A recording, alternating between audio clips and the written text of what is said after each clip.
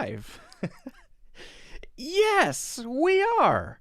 Wow, great. We're live. Success. Success. Who knew it could happen? Big surprise to me. But here we are. We're live. And today we're going to be doing an interesting, I think, English class, kind of, Q&A/class. This is going to be a little different. I want to try out a sort of news-based class. That doesn't mean I'm an expert on the news, but I think it's an interesting way to explore the language, get a sense for culture, try to understand some things about what's going on in the world or in the United States. So we'll be doing a Q&A, and we'll be exploring some of the news. If this is a terrible idea and nobody likes it, then we'll stop. If people like it, then maybe we'll make it a regular thing. So let me know what you think. And make sure, if you haven't already, right at the start, I would appreciate it very much if you could hit the like button. That helps out the channel tremendously. And also subscribe if you haven't already so you can see future videos. And check out my courses in the links in the description. We'll be doing a sale soon. There's a regular discount now for you viewers, but we'll be doing a bigger sale very soon. Let me quickly update the thing that I have to do, and then we'll start. And in the meantime, think of your questions. We do a Q&A. You might have questions about culture. You might have questions about stuff going on in the news or things you want to share, opinions. This is an experiment. This is not something that I've done much of in the past, and it may be something that I don't do in the future. I don't know. I kind of make decisions about these things as I go, based on what people like and what people don't like. So the more you guys tell me what you like and what you don't like, the better, honestly. So just give me a second. Give me a second. Give me a second.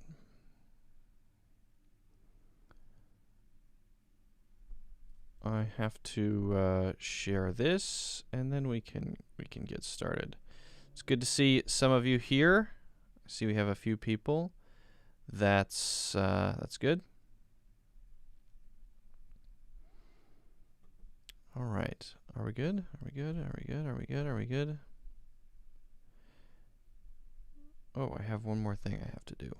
Sorry, guys. I know it's boring that I do this right at the start. I know it's boring, but I have no choice for the time being. All right. I think we're good. Now we're good.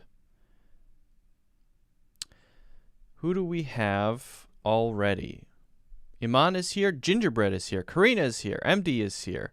Alvasir is here. Jeffrard is here. Marwin. Frank. Bilal? Is that how you say your name? Awesome. Good to have all of you. Really, honestly, I appreciate it. It's awesome. I hope you have some good questions.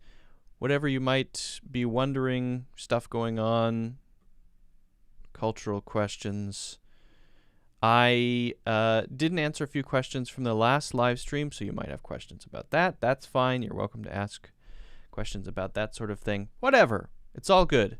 If your question is outrageous, I'll just ignore it. Well, no, actually, I might not. I guess if I should say, if it's boring, I'll ignore it. That's what I should say.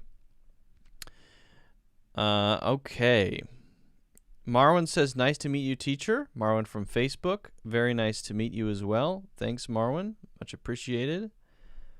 Thanks for joining. Ooh, cliché. Already got a good question. Frank says, Trump or Biden. Airman says, I have to leave. I have a microbiology final. Microbiology was my favorite subject in high school. Good luck with that.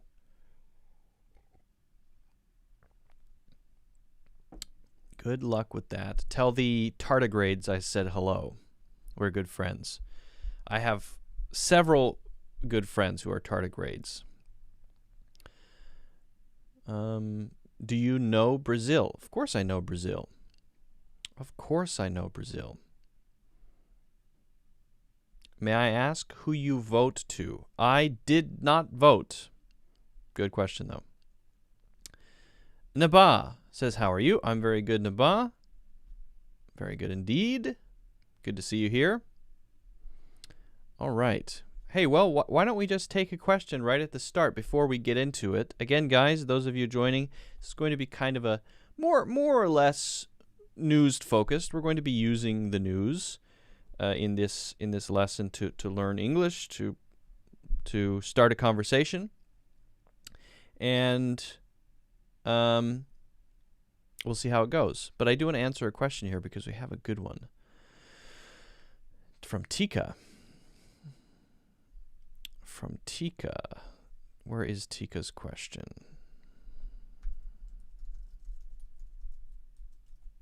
Okay, yes, the cliché question, right?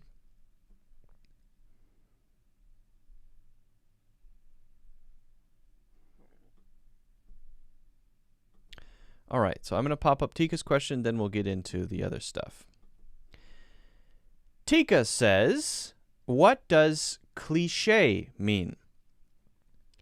So, generally speaking, a cliché is a common idea that's so common it's almost boring, and so common, so out there, that when people say it, many people will just roll their eyes and go, oh, here, and this again. I've heard this 1,000 times. That's the general sense of a cliché.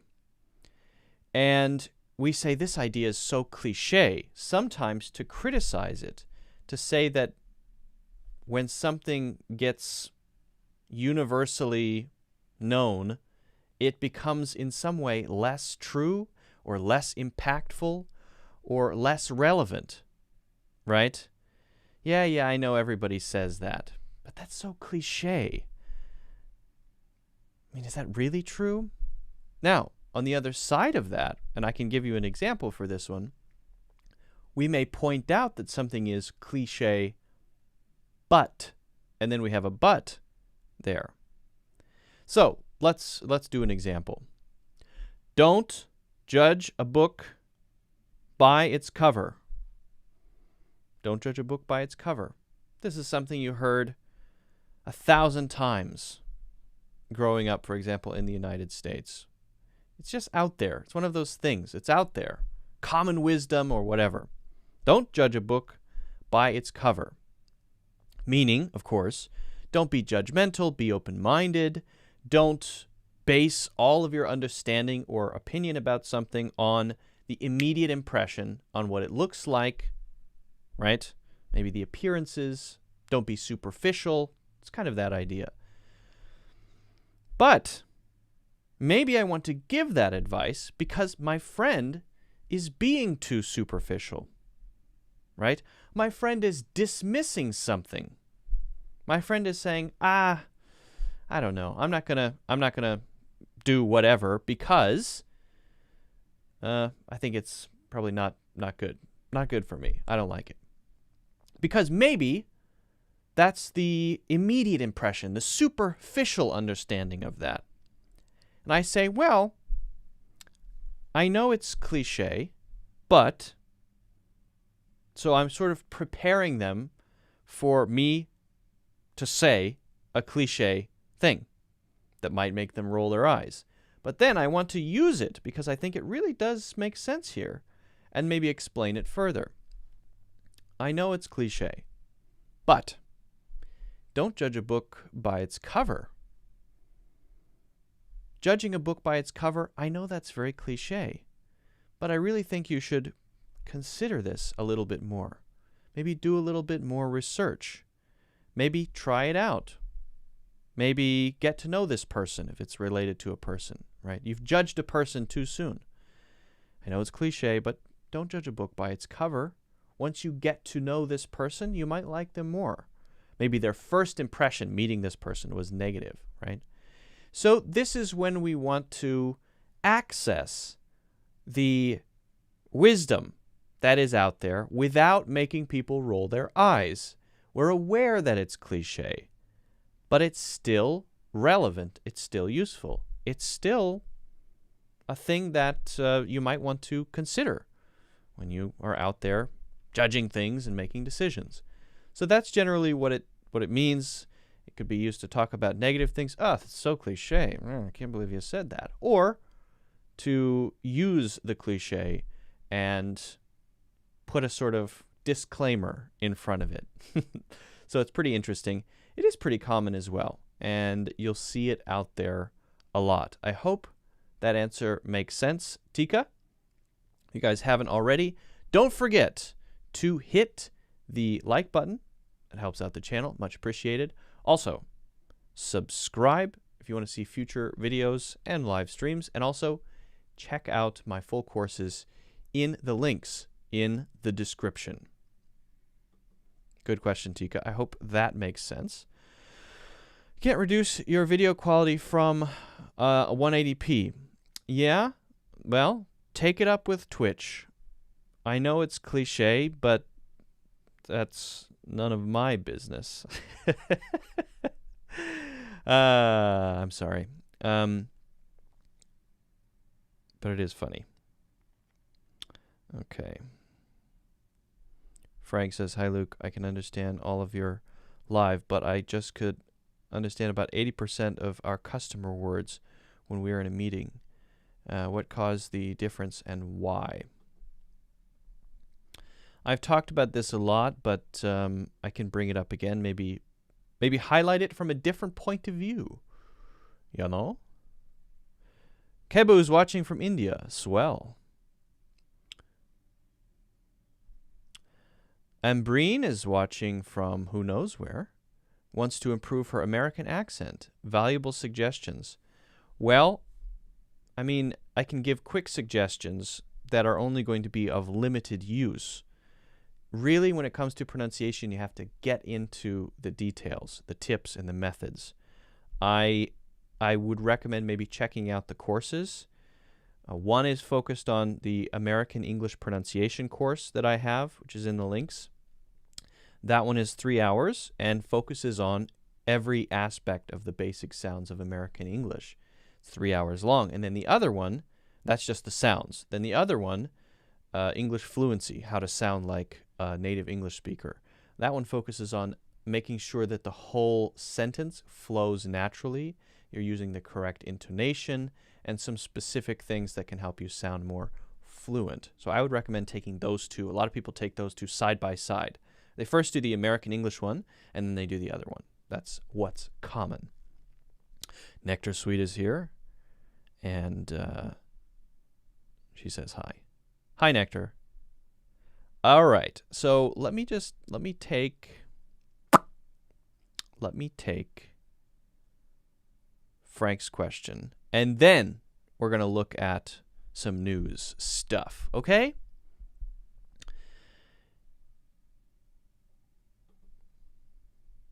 Frank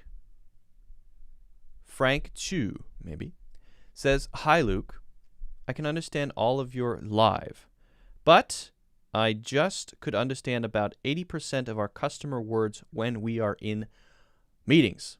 What caused the difference and why? This is probably a common thing for most of you watching this, right? The question in your mind, and this is something that people say all the time, I understand your videos 100%, pretty much.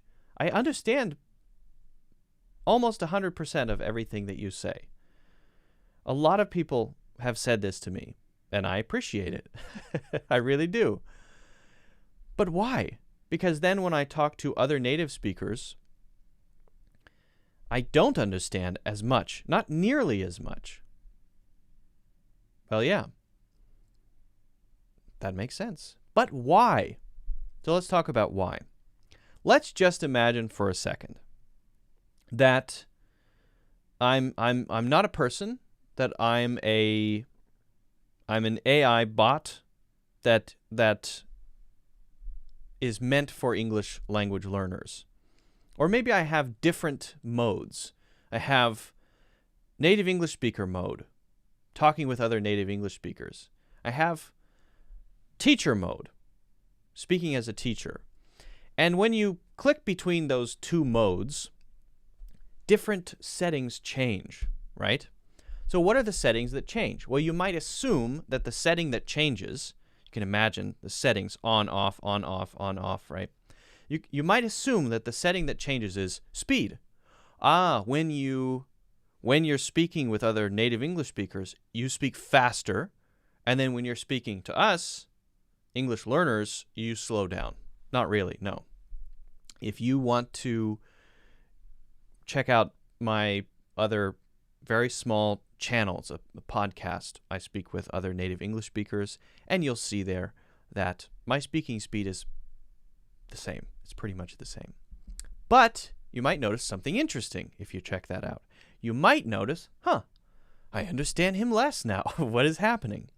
So really, it's two main things. So let's toggle over to English teacher mode and see which settings are different. Okay, English teacher mode.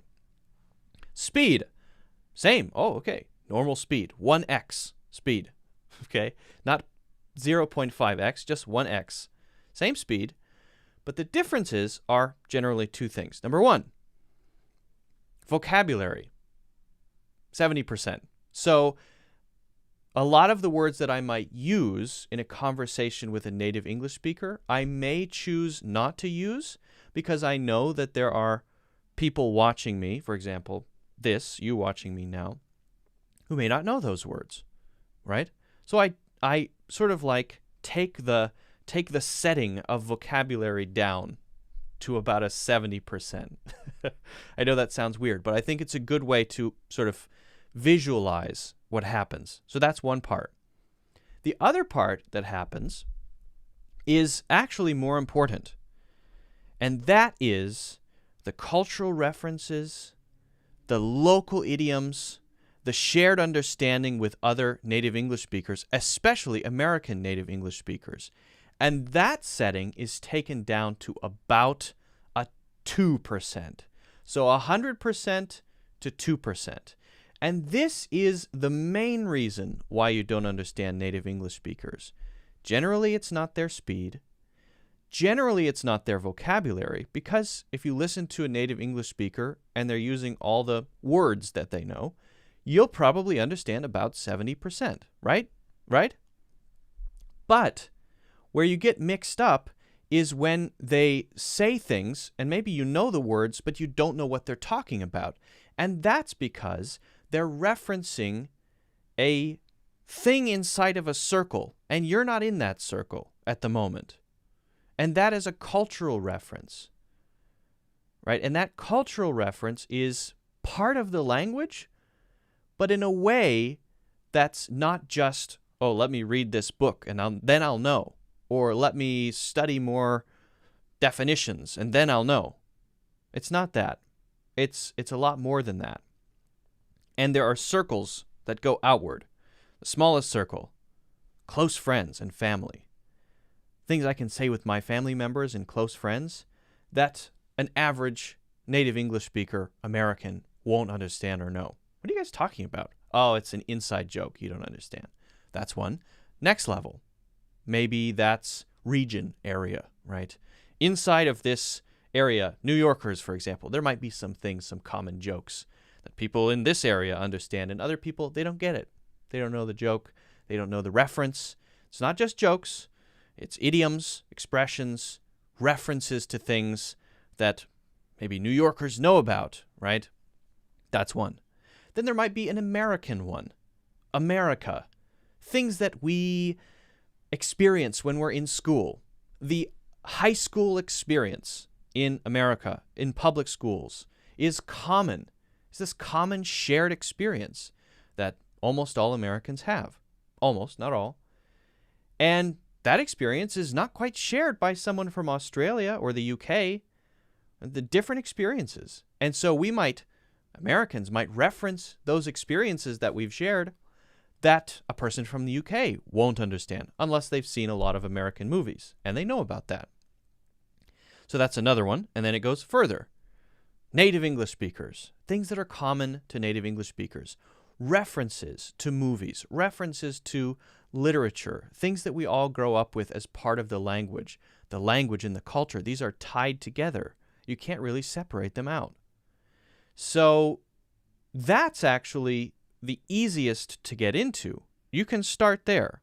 So just to be clear again, the main difference is references, idioms, the inside knowledge of the culture, and not speed, and generally not vocabulary. So that's what you have to focus on.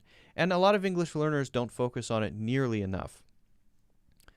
So the good news is it's not that hard. To get into that outer layer of native English speakers, you have to start becoming part of the culture.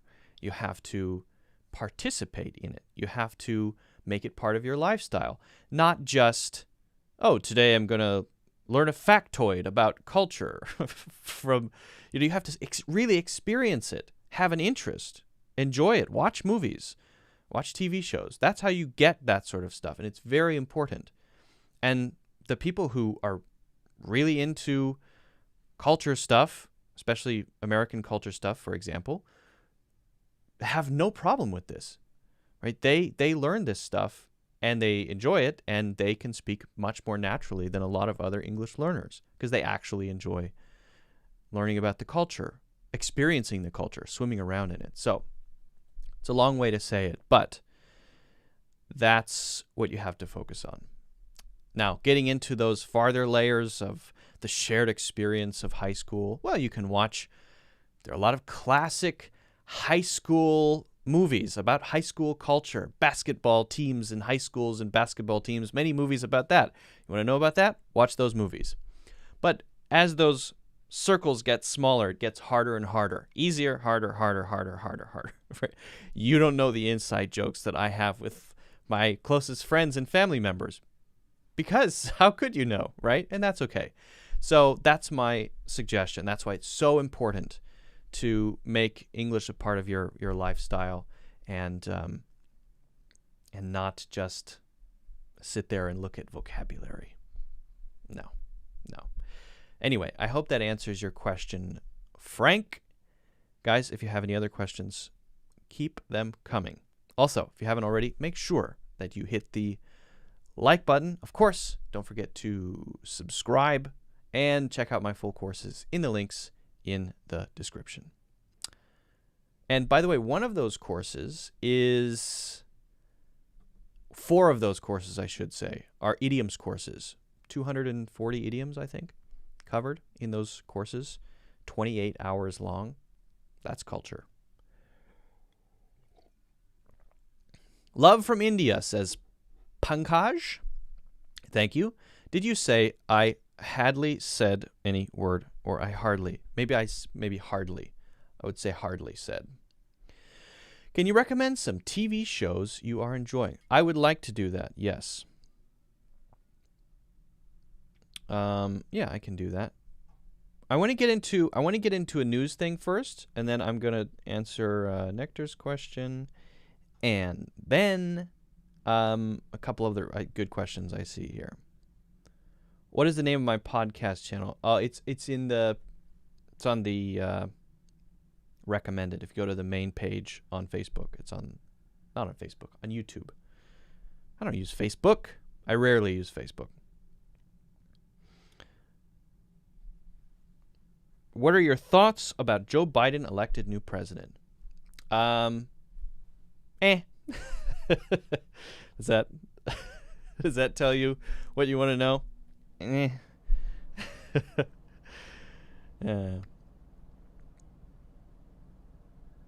Okay, guys, I want to talk about something, if that's okay with you. Is that okay, guys, if I talk about something I want to talk about? Because so this is what I'm trying out.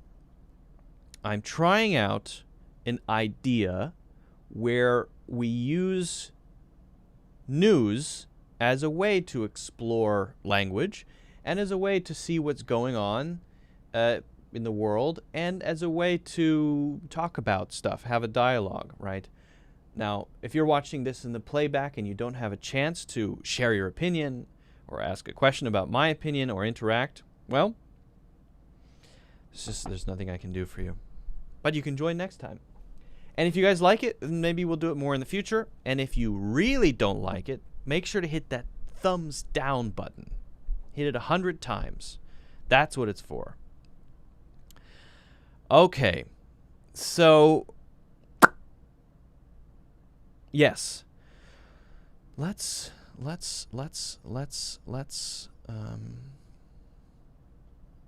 do the thing. Just make sure I have my video here ready to go.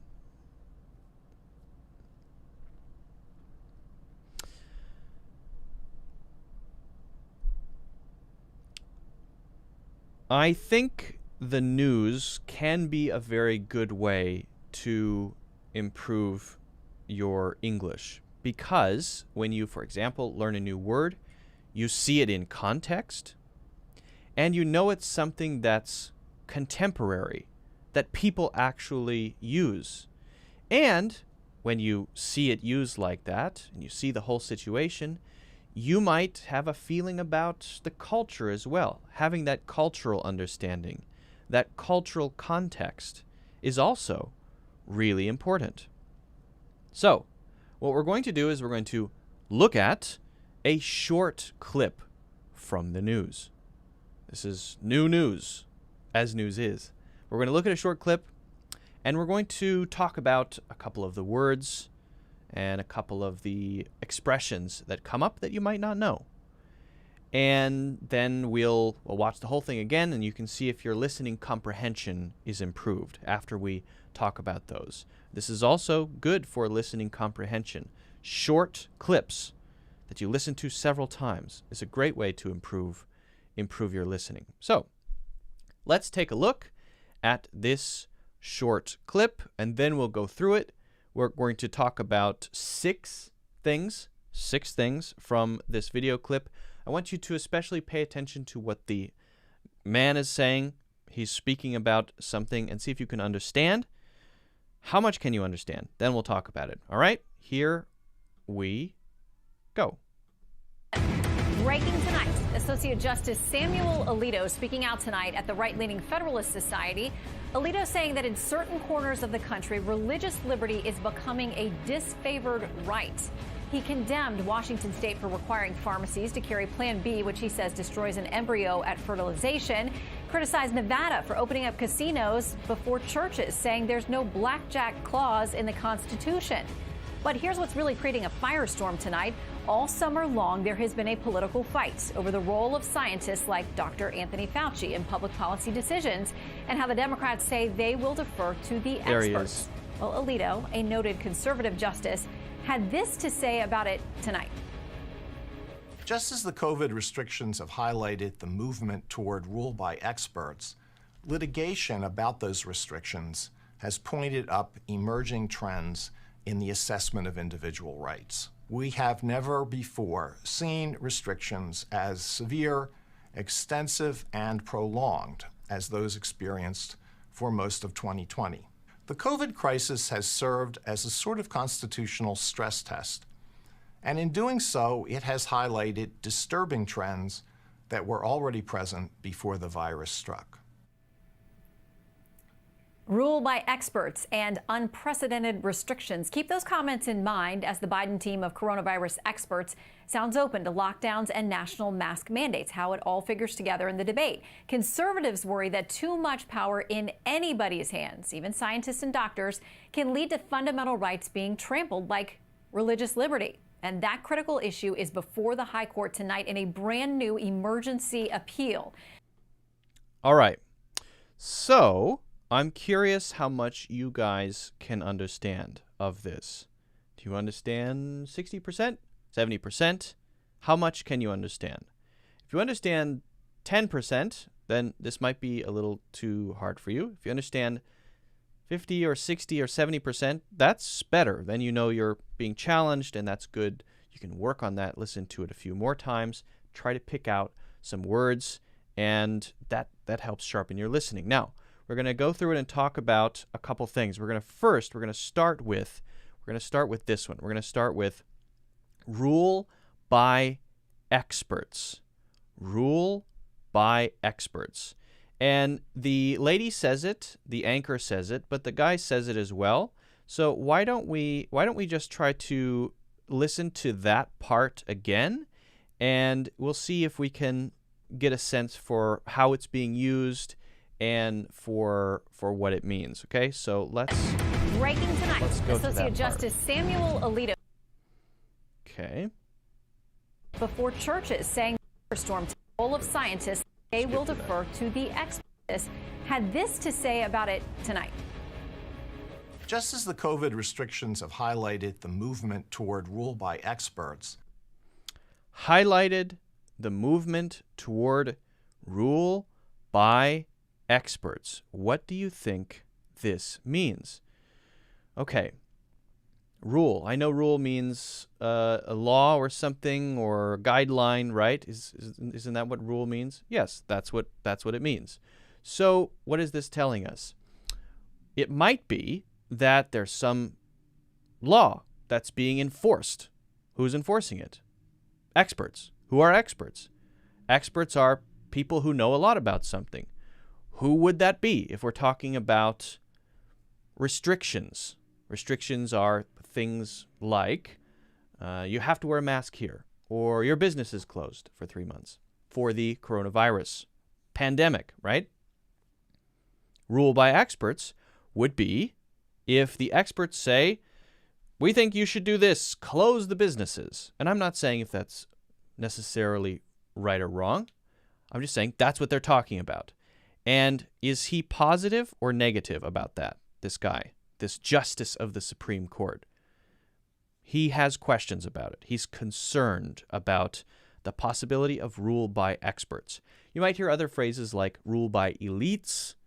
You might hear rule by majority, rule by, and then something there. And the thing there is what is doing the ruling. That's it. So, hope that makes sense. So we understand that one. Let's look at, now, the next one we're going to look at is litigation.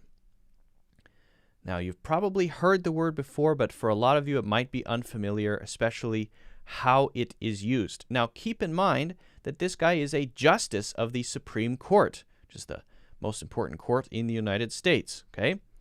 What is litigation? Let's keep going here. Let's listen for it. Breaking tonight, Associate again. Justice Samuel Alito speaking to Fauci in public policy decisions and how the Democrats say they will experts, litigation about those restrictions Go back.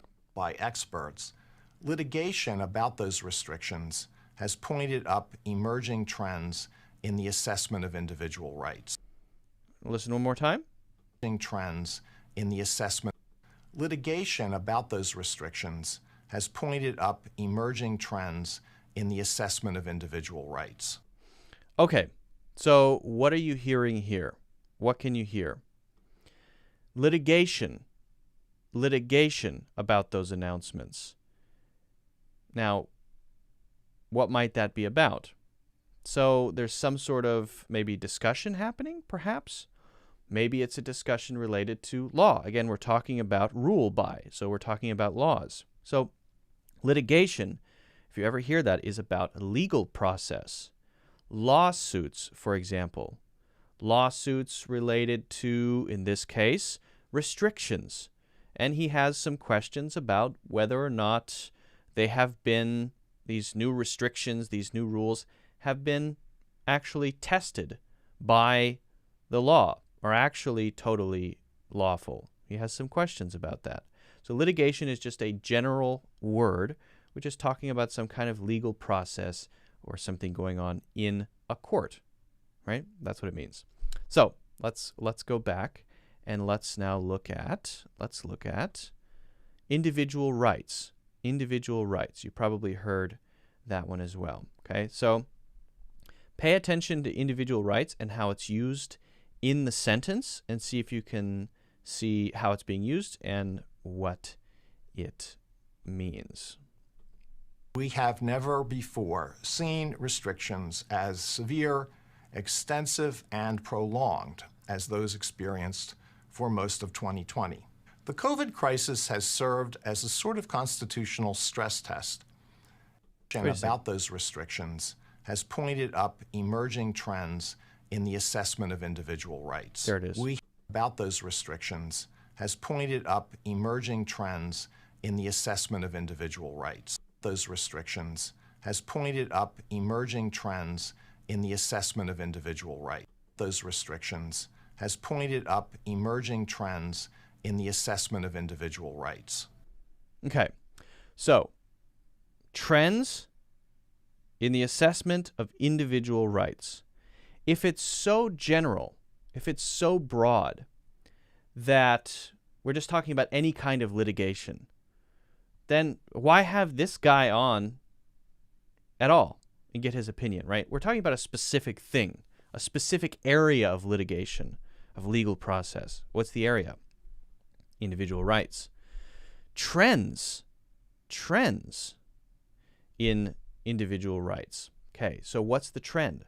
Well, a trend is something that's going in one direction. It seems like things are changing this way, or it seems like they're changing that way. This is a trend. One meaning of trend is something that's popular. Another meaning of trend is something that just seems to be happening. Could be a good trend, could be a bad trend. An individual right or individual rights is about what the individual, usually in a country, is able to do and what they're not able to do, right? So the first 10 rules in the United States Constitution or set of laws is called the Bill of Rights. These are powers that the individual has. Number 1, freedom of speech. Number 2, right to bear arms. Well, it's freedom of speech, freedom of religion, freedom of the press, and freedom of assembly. You can get together with people. The government can't tell you, oh, no, you can't have 500 people together. 2, the right to have a gun. Great, amazing. Why not? 3, okay, so you have these rules that protect what people can and can't do. And the things that people especially have the right to do. That's why we call them rights. You've probably heard civil rights.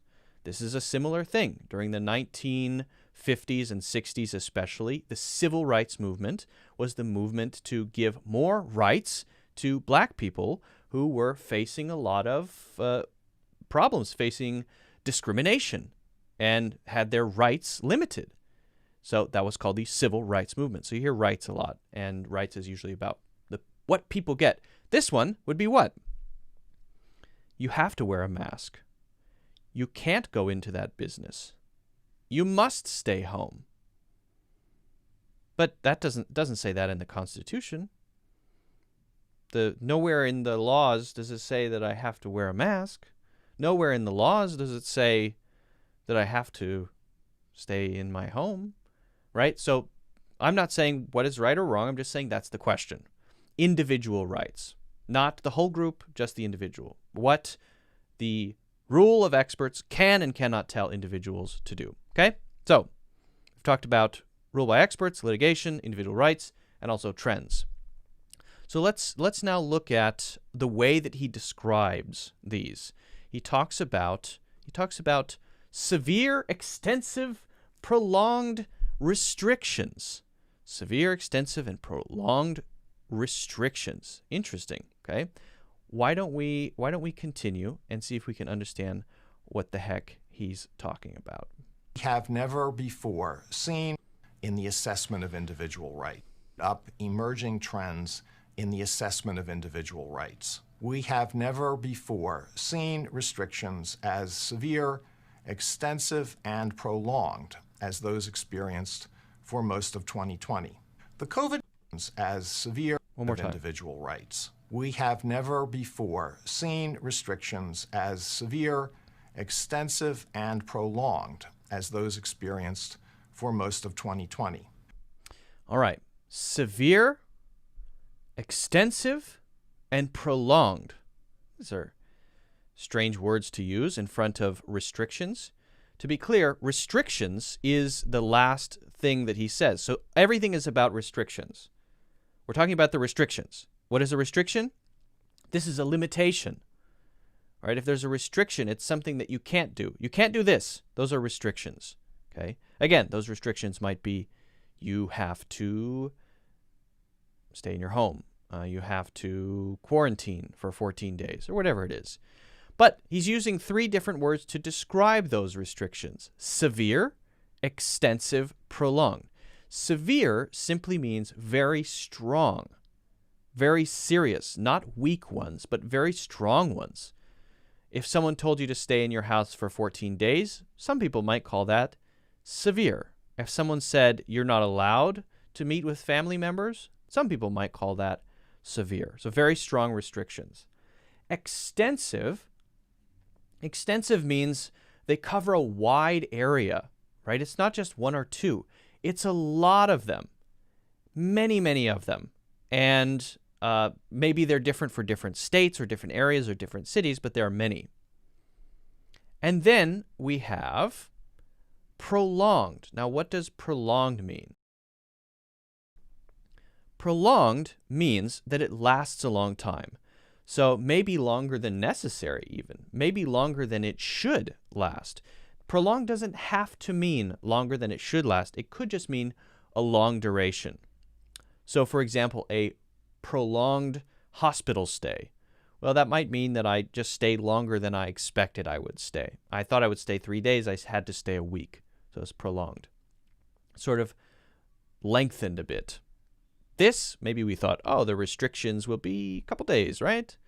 A couple weeks, couple months. Well, maybe a year, maybe a year and a half. That would be prolonged. And again, I'm not trying to say what's right and what's wrong. That's not what this is about. We're just exploring the language a little bit, okay? So we understand what's going on so far. We're going to talk about two more things, and then we're going to watch the clip again and see what you can understand. You're going to hear constitutional stress test. Now, the Constitution is what I mentioned before. This is this set of laws, the basic document of the American government, the most important group of rules that control the entire United States system, right? It's called the Constitution. You can read it if you want to. It's kind of boring. And you're going to hear constitutional, which is the adjective form, stress test. Stress test. So we're going to listen out for stress test. Okay, here we go. The COVID crisis has served as a sort of constitutional stress test that was experienced for most of 2020. The COVID crisis has served as a sort of constitutional stress test 2020. The COVID crisis has served as a sort of constitutional stress test. And in doing so, a constitutional stress test. Okay, so what might this be about? Well, stress is when something is being pushed, right? If you feel stressed, you feel like you're being pushed or pressured, right? What is a stress test? A stress test would be testing how far you could push or pressure someone or something, right? So what would be a stress test for something you make? I design something and it has a piece of glass on it, and I want to know how strong the glass is. So what do? I push on the glass with an instrument until it breaks, and I do it 100 times. Then I know that it breaks at this amount of pressure. So that's a stress test. I stress tested the glass on my product. I know how strong it is. I've measured it, right? So what is a constitutional stress test? Well, if things happen that seem to be maybe against the Constitution, this basic set of laws that says people can say what they want, go where they want, do what they want, for example, then there's sort of pressure on those rules to see if they actually work, or maybe to see if people will actually agree to maintain those, even though it might be dangerous not to, right? It might be dangerous if we, for example, say people have to stay in their homes, and everyone says, okay, then we're kind of pushing against the Constitution maybe, right? Because the Constitution says people can go where they want. So which one is right? And it's sort of like seeing how strong those rules are, seeing how good those rules are, seeing if they actually work, seeing if they'll break. And if they break, what happens? Who knows, right? So that's what he's saying. This is just what he's saying. That's a constitutional stress test. And anytime you hear stress test, it could be about people, could be about devices, things, or documents, laws as well. It's pretty interesting. All right, we're going to look at one more. The last one is disturbing trend. A disturbing trend. We already talked about a trend, but what is a disturbing trend? We know a trend is something going in a certain direction, and we can, if we continue drawing that line, we can We can guess where it's going to go. Okay, if it's here now and it's going in this direction, it's going to be over here, not over here. It's going to be over here. That's a trend. What is a disturbing trend? Let's take a look. It has highlighted disturbing trends that were already observed as a sort of constitutional stress test. And in doing so, it has highlighted disturbing trends that were already present before the virus struck. Okay, disturbing trends that were already present before the virus struck. Virus struck like a snake. You can say that. Disturbing trends that were present before the virus struck. So that's saying, here's the line. It's going this way. What's going this way? Individual rights being taken away. Individual rights being reduced. Individual rights being restricted. That's what he's saying. Again, this is not trying to say my opinions about this stuff. He's saying this. It seems to be that individual rights, even before the pandemic, are being reduced. I should go down, right? I should go this way. Being reduced. All right, that's the trend. Now, pandemic strikes. Ha! And then this is being revealed even more. So maybe it's going down this way now, even sharper. Right? It had already started, but it was maybe less severe. And now we're seeing it more extremely. It's more open. It's more obvious. It's more severe. Right? So he's just making a point that this is something we have to be aware of. And he has some concerns, and maybe some litigation is required about these restrictions, such as all businesses in the city must be closed, or all restaurants, for example. I live in New York City. If I want to go to a restaurant to eat inside, I cannot. Why? Because the state government has said to the restaurant, you may not be open to have people eat indoors, but people can sit outdoors and eat. Okay? But what if it's raining? Okay, so there are all kinds of different things. And he's just concerned that is this legal? Can the state government just say, you cannot do that, right? He's raising the question. So it's a good conversation to have. So we've talked about rule by experts. We've talked about litigation. We've talked about individual rights, about severe, extensive, and prolonged restrictions. We've talked about the constitutional stress test. And we've talked about disturbing trends. Now, let's tie it all together and see how much you're able to get now. See if you can understand more, at least from what he says. Don't worry too much about what the lady's saying. I don't want to talk about every single word throughout this video. That would take us several hours to do. Maybe we can do it some other time, right? Let's watch the video and let me know. How much more do you understand? All right, here we go. Breaking tonight, Associate Justice Samuel Alito speaking out tonight at the right-leaning Federalist Society. Alito saying that in certain corners of the country, religious liberty is becoming a disfavored right. He condemned Washington state for requiring pharmacies to carry Plan B, which he says destroys an embryo at fertilization. Criticized Nevada for opening up casinos before churches, saying there's no blackjack clause in the Constitution. But here's what's really creating a firestorm tonight. All summer long, there has been a political fight over the role of scientists like Dr. Anthony Fauci in public policy decisions and how the Democrats say they will defer to the experts. Well, Alito, a noted conservative justice, had this to say about it tonight. Just as the COVID restrictions have highlighted the movement toward rule by experts, litigation about those restrictions has pointed up emerging trends in the assessment of individual rights. We have never before seen restrictions as severe, extensive, and prolonged as those experienced for most of 2020. The COVID crisis has served as a sort of constitutional stress test, and in doing so, it has highlighted disturbing trends that were already present before the virus struck. Rule by experts and unprecedented restrictions. Keep those comments in mind as the Biden team of coronavirus experts sounds open to lockdowns and national mask mandates, how it all figures together in the debate. Conservatives worry that too much power in anybody's hands, even scientists and doctors, can lead to fundamental rights being trampled, like religious liberty. And that critical issue is before the High Court tonight in a brand new emergency appeal. Okay, so I hope that at least if you didn't understand the whole thing, your comprehension of what the justice said is better than it was before. This is the process: to take a short video clip, to listen to it several times, many times if you have to. Try to write down some of the words you can't make out. If you don't get it the first time, don't worry. Go back, try to listen again. Once you get those words down, look them up, see what they mean. Find other places where they're used.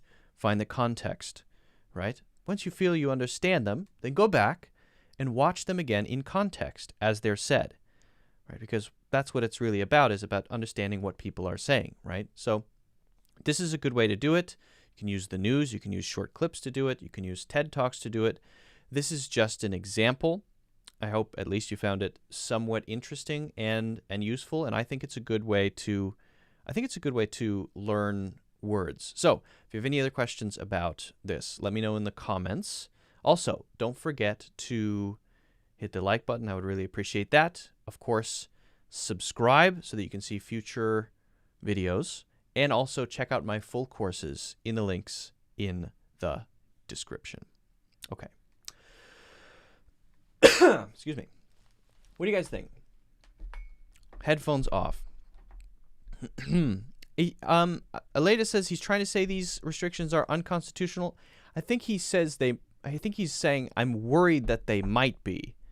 Right? This is something that would have to be decided in the Supreme Court. He's concerned that they might be. Yeah.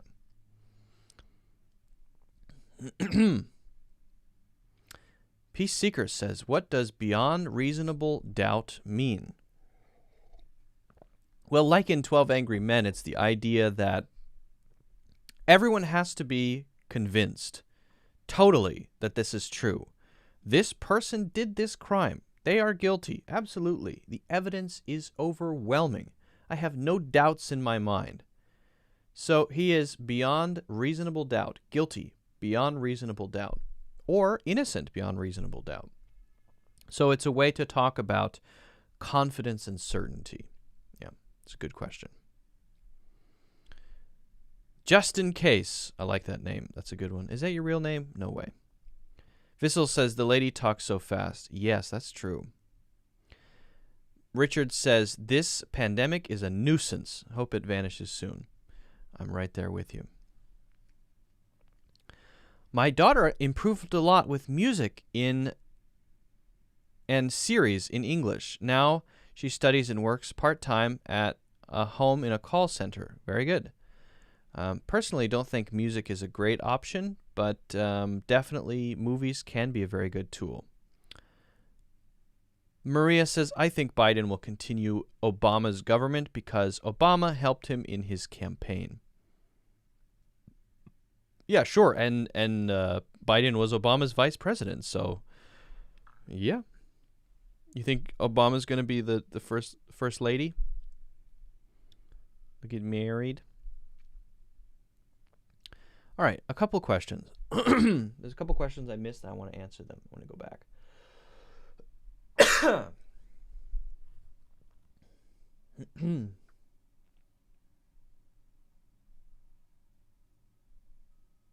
Is Friends a really old show? Yeah, it is quite old, I would say. 90s and early 2000s, I think.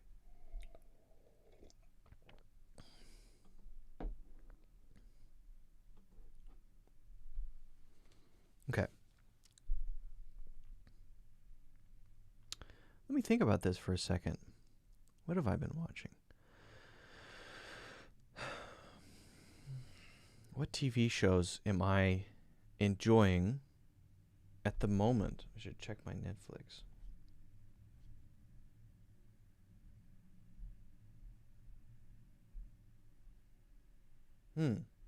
Yeah.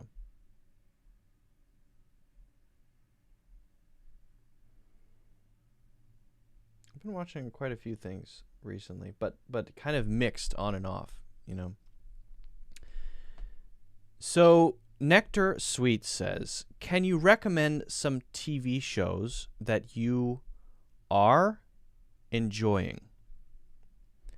Now, I want to say these are shows that I'm enjoying and shows that would probably be good for improving your English, right? Because it's two slightly different things, aren't they?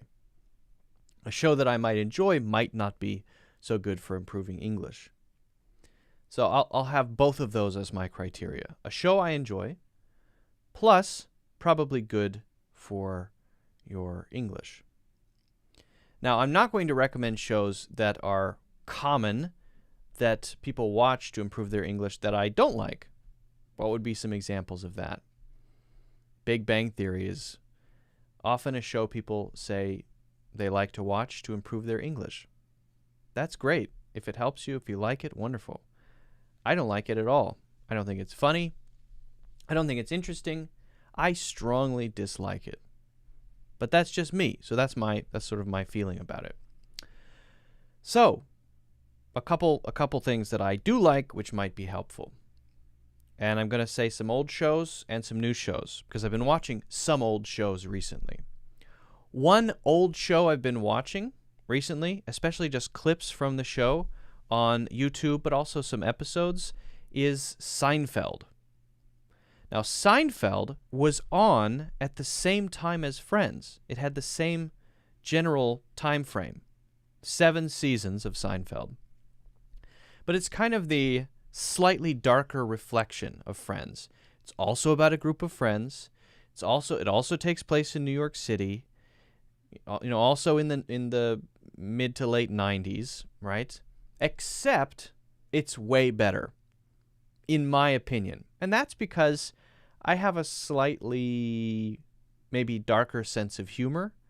And so it's not that it's a dark show, but the humor is really kind of cold and actually funny. Whereas Friends is kind of, how do I say it? Fake funny? Pop funny, which I don't find that funny. Pop funny is sort of, let's be careful, let's not make anybody upset, Seinfeld is like Friends, except much better. And I've been watching that a bit recently. That's good. That's good. Now, I've also been watching a show. This is only for those of you who like science fiction, okay? I've also been watching a show called Deep Space Nine. It's part of the Star Trek franchise. So if you don't like Star Trek, don't watch it. But I've been watching a show called Deep Space Nine, and it is very good. And the characters are interesting. The relationships are interesting. But if you're not into science fiction, then don't watch it. But I have been watching that one, and I like it a lot. Now, what about other types of shows? What about slightly more recent, more modern shows? Well, I have to mention one, but I'm not saying necessarily that you should watch this one. I've been watching a lot of Dark recently. But Dark is a German show. They have English subtitles. I've been rewatching the series, and it's really good. It's very good. So that's a good one, but that is a German show, and not necessarily the best way to improve your English, even though they have dubbing, and even though they have subtitles. Okay, so a newer show that is funny, that is good. I've started watching recently a show called Schitt's Creek, and it's produced by a father and son, and they're both in the show, and it's really funny. And it takes place in the United States. It's about a family they're super rich, and in the first episode, right at the very beginning, they lose all their money. And they find out that the only thing that they have, that they actually own, is a small town called Schitt's Creek. So they have no money. It's this rich family. They're used to a very rich lifestyle, and their kids are spoiled. They're adult children, but they're spoiled. And they live in this tiny town, very small American town, and they stay in a very crappy hotel, and it's about their life in this little town, getting used to, or trying to adjust to a totally different lifestyle. And I think it highlights a lot of cultural stuff, so it'd be very good to use to learn from, because the English is not too difficult. There's a lot of cultural stuff in it that you can sort of get a feeling for. You can see sort of the maybe upper class mentality and culture and way of being, and maybe what it's like to have a lower middle class town, and these two things together. And it's got a couple of romantic threads, but mostly it's a comedy. It's funny. I think it's funny. It makes me laugh, and there are a lot of good characters. So that would be my, I think, number one suggestion right now, just because that's what I'm watching. It's good. And then the last one is, I just finished watching The Legend of Korra. I may have mentioned it before, but that's a good one because they are speaking very clearly. All of the characters are speaking very clearly. It's animated, though. It's after the Avatar series, they made The Legend of Korra, and I like it a lot. It's very good. Watch the whole thing from beginning to end if you like that kind of thing. It's got action, but the characters are interesting. It's also pretty funny, but it's not meant to be a comedy. So, those are my suggestions. I hope those are useful. Guys, if you haven't already, don't forget to hit the like button, of course, subscribe, and check out my full courses in the links in the description. Okay.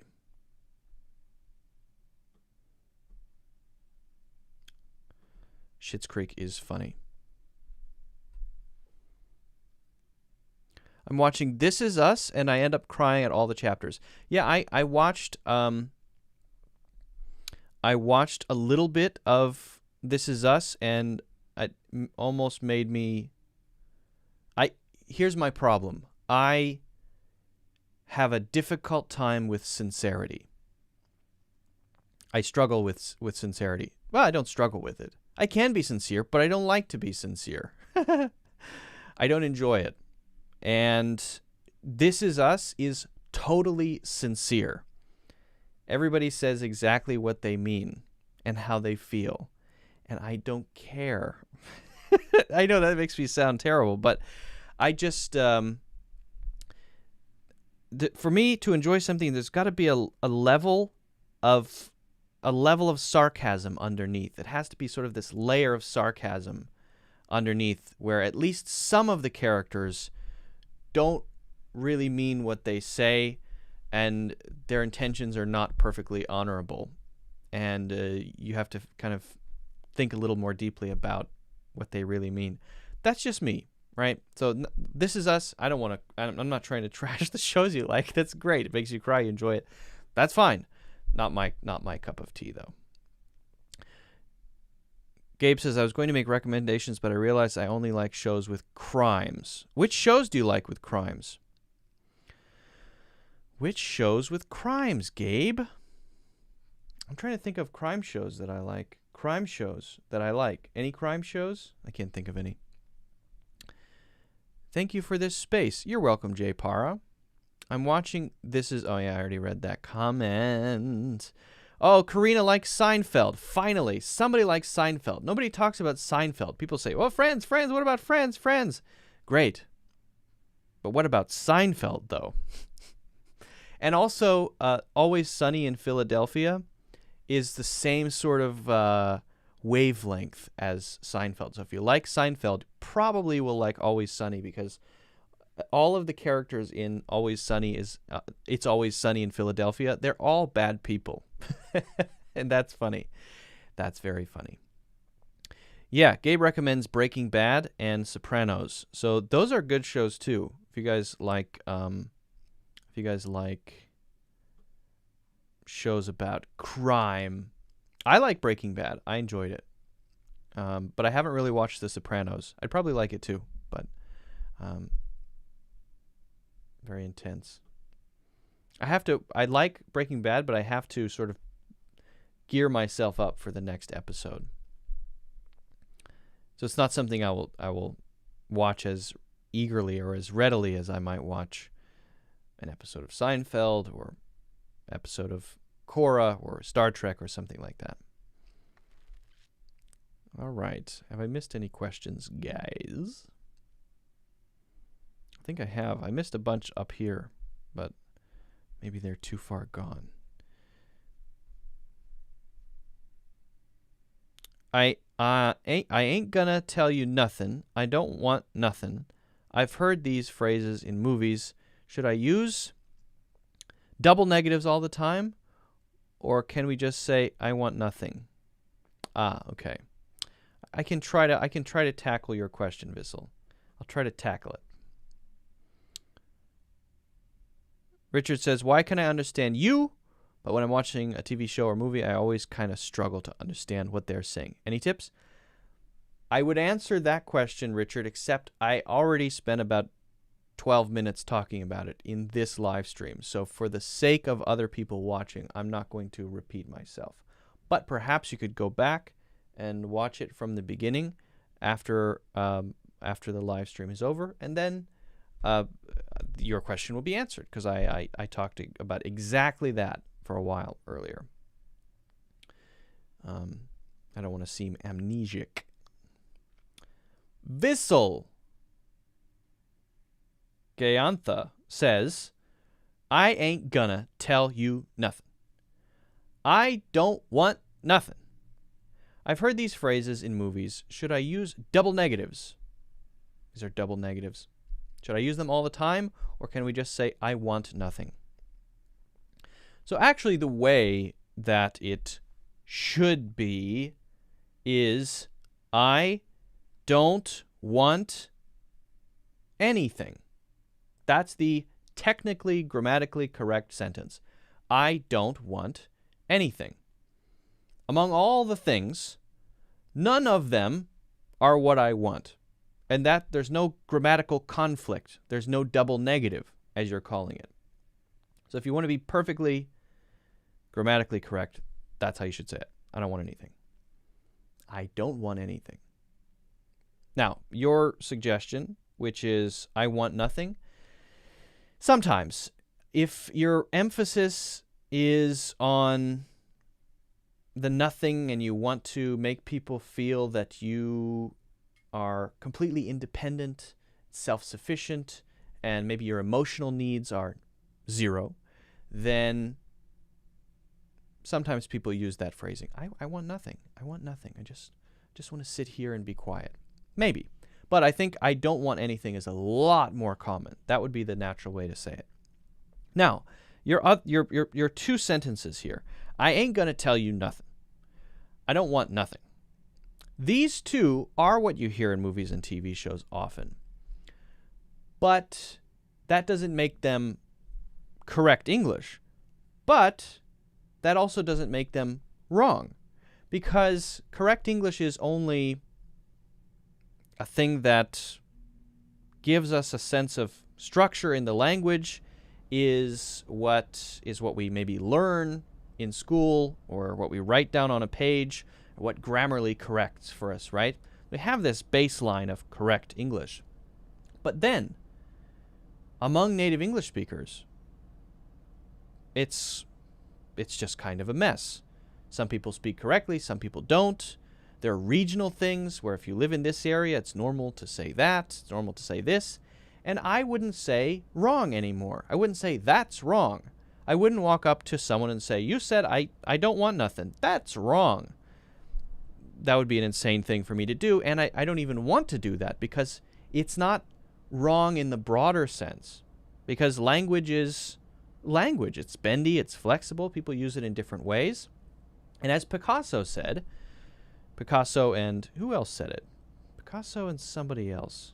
Can't remember. Maybe the Dalai Lama. Maybe the Dalai Lama said that.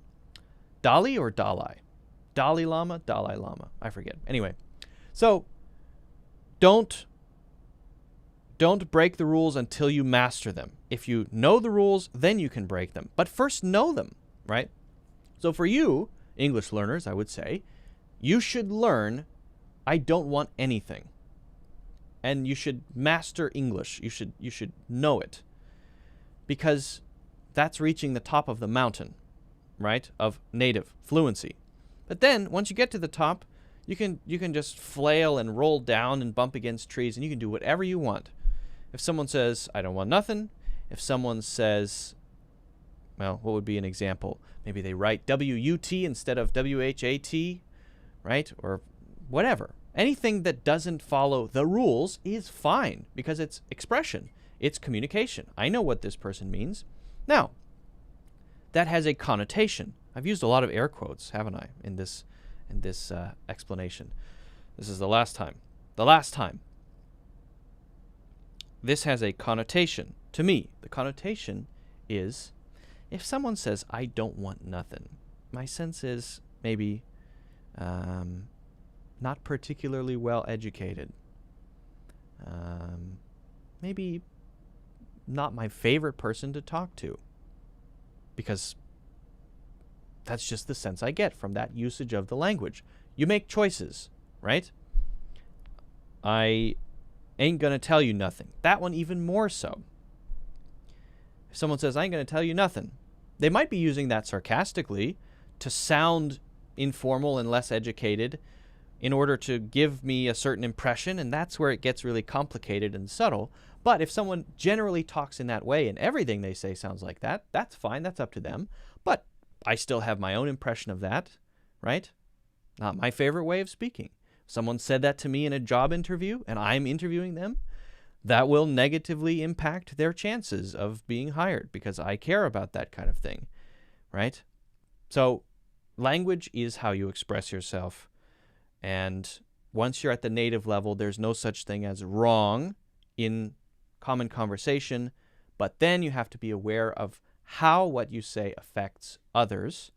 And the job interview would be a good example of certain ways of speaking hurting your chances of being successful in your career, right? So if someone says, I'm interviewing someone, they say, well, I was just working really hard and with the team and the team is really good. This person will not be hired. Not in a million years, right? I'd rather hire a snail than this person. So I hope that answers the question. And that doesn't mean you can't use double negatives, but I would recommend getting to the top of the mountain first, Vissel, before you flail and flop your way down. That would be my suggestion. And even when you are flailing and flopping your way down, be aware that the choices you make have an impression. If you don't care, then do whatever you want. If you do care, then just know how you want to communicate and choose your words. Okay, guys, if you haven't already, make sure you hit the like button. That is much appreciated. It helps the channel immensely. And also, if you want to see future videos and live streams, if you want to know when those are happening, subscribe. And also check out my courses in the links in the description. All right. Well, guys, I'm afraid I had more planned. Look, I have 3 news articles that I was prepared to look through today. But let me know what you guys think overall about the idea of doing more news-related stuff, like a news Friday news thing, maybe. Let me know what you think about it. I would appreciate it. If I didn't get to your question today, I really apologize. I'm sorry about that. But if you want to join next time and ask again, great. Let me know what you think about the different themes for different live streams. Wednesday, movie night. Friday, news Friday. Monday or Tuesday. Regular Q&A, regular topic. Yeah, let me know. Because I can only do things based on feedback. Well, no, I don't have to listen to feedback. I could ignore all feedback if I want to. But I prefer to do what you guys want to do. So let me know. Gabe says, what's the next movie? I was actually planning on putting out a poll. So my plan was later tonight or tomorrow to come up with 4 or 5 choices and put out a poll and then have people vote and see which one comes up. But if you have any suggestions, Gabe or anyone else, let me know. Last one was my favorite one so far. So far, the last one was the best one. It's great. If you haven't seen the movie, that we did on Wednesday, you should go watch it. That's all I can say. It was a good one. It was classic. All right, guys. Thanks a million for joining. I appreciate it. Great questions. It's been fun, as always. Can't do 80s movies, Miriam, because they are copyright restricted. Can only do public domain films. Got to be in the public domain. And I learned that the hard way. I tested the limits. I did 12 Angry Men. And YouTube blocked it immediately worldwide. So we just got canceled midstream. It's a good way to learn what the limits are. It's been an interesting experience to try to figure out, okay, which movies can we see, can we watch, and not worry about. All right, guys, I'm going to go. I'm going to get some coffee. I'm going to take a walk. I'm going to listen to my audiobook, and I'll see you next week, okay? See you next week. Let me know what movies you want to do. Bye-bye.